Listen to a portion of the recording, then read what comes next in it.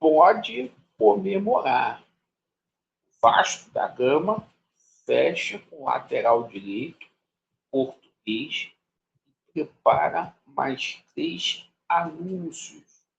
Chegará reforços para todas as posições.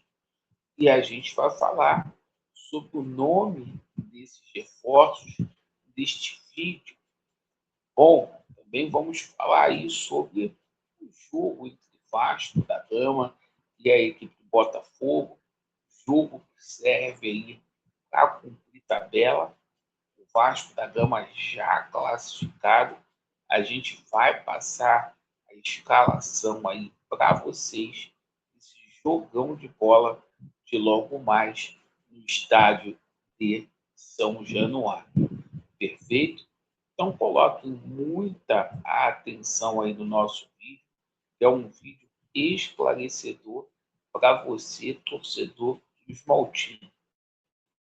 Quem puder, por favor, se inscreva no nosso canal, venha fazer parte da nossa família. Te peço para você deixar o joinha para esse vídeo ser impulsionado para mais vascaínos. Quem puder deixar o like, hypa também o vídeo aí, que agora tem a opção de hypar. Bem, meus amigos, hoje o Vasco da Gama joga contra a equipe do Botafogo. Um jogo aí que só serve para cumprir tabela, mas que o Fernando Diniz precisa dessa vitória. Até porque o Botafogo vai colocar uma equipe alternativa. O Vasco vai jogar com o Botafogo aí e vai ter boa parte do seu elenco uma equipe sub-20.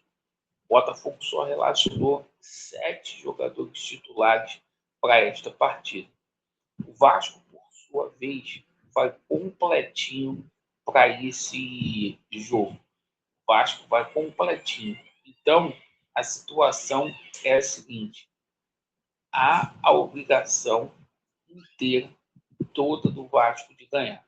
O Botafogo já sabe que vai enfrentar o Flamengo na próxima fase. O Vasco, hoje, perdendo, enfrenta o Fluminense. E se ganhar, o Vasco da Gama enfrenta o Volta Redonda. Perfeito? Mais outra situação aí. O Vasco vai usar o mesmo time que usou na última partida contra a Chapecoense.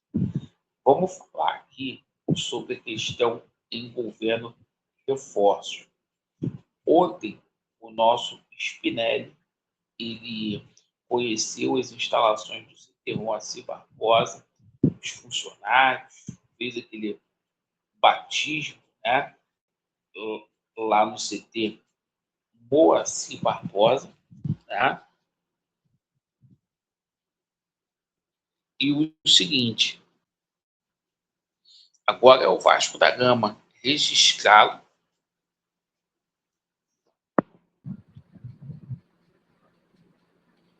Bom, acabaram que me ligaram aqui, perdão. Mas o seguinte, com relação ao Spinelli, que a gente estava falando, o Spinelli ontem conheceu as instalações aí do CT Moacir Barbosa, passou por aquele batismo, conheceu os novos colegas de profissão e será registrado na próxima segunda-feira, assim como o jogador cuiabano. Ambos os jogadores já fizeram exames médicos, já passaram, né?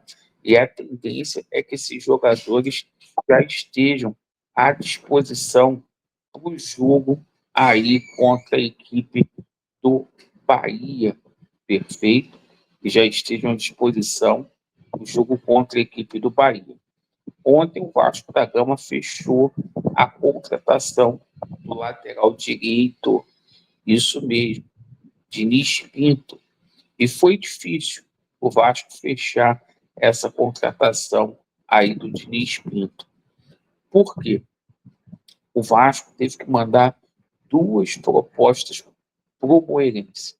Então o Vasco está fechando aí com o Diniz Pinto, após uma segunda proposta que o Vasco mandou no valor de 15 milhões de reais.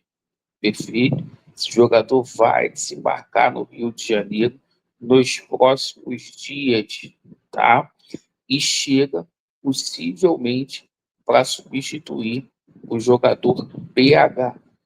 Por mais que tenha gente dizendo que não tem negociação, que não tem proposta, tem sim. O PH tem uma proposta do Palmeiras, tem outras propostas aí do futebol europeu, perfeito? Então, é o seguinte, o PH pode deixar o Vasco da Gama. Outras situações que a gente passa aí para vocês com relação à situação envolvendo reforço, tá?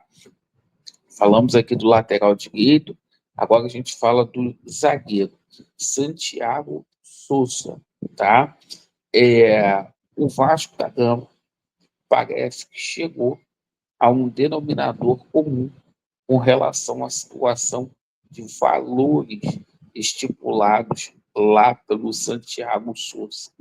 Parece que o Racing está pedindo cerca de 9 milhões de dólares para liberar o jogador. O Vasco da Gama entende que esse valor é alto, e é mesmo. O zagueiro tem 26 anos. O que o Vasco planeja fazer? É uma oferta para comprar parte dos direitos econômicos do Santiago Souza, entendeu?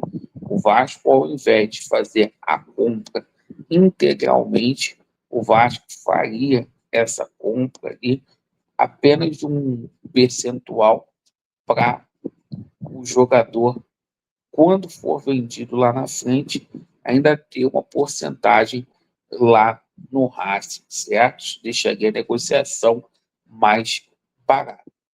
Sobre a situação aqui envolvendo volante, meus amigos, por quê?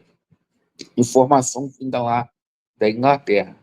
O Vasco tem uma conversa dupla em dois sentidos com o Crystal Palace. Primeiro, rescisão de contrato aí do Matheus França. Matheus França, que foi até relacionado no jogo de hoje. O Vasco entende que o salário do Matheus França é muito grande, é muito alto, né? Que precisa ali aliviar a folha. E, paralelamente a isso, existe uma negociação lá com o Crystal Palace para que o Vasco tenha o Jefferson Lerma de forma definitiva. O que está pegando aí na situação do colombiano? O contrato dele acaba em junho, né?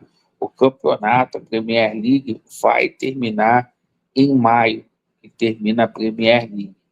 Ou seja, a situação é a seguinte: o Vasco, como faltam aí 3 meses, o Vasco tenta negociar a chegada dele o mais rápido possível para as primeiras rodadas do Campeonato Brasileiro, tá? Mas é o volante aí hoje que é o favorito, né, para ocupar essa vaga no meio-campo, né? São cinco colombianos que o Vasco poderá ter no elenco. E para fechar aqui a situação do jogador Brady White, né? Nas últimas horas aí o Vasco avançou muito na contratação desse jogador também, e é o que eu falo aí para vocês. Se eu fosse o Vasco da Gama, eu não traria esse jogador. É um jogador que é caro e que, além de ser muito caro, é um jogador que não é aquele jogador de grupo, certo? Não é. Então, o seguinte, a negociação está muito próxima, a qualquer momento o Vasco pode anunciar também esse atacante. Então, o Vasco trabalhando ali em várias frentes para reforçar o seu elenco e o seu plantel. Agradeço aí pela sua atenção, tá? Desculpa aí no começo do vídeo aí, Vasco deles, a verdade prevalecerá, você que ficou até o final, por favor, se inscreva. Valeu!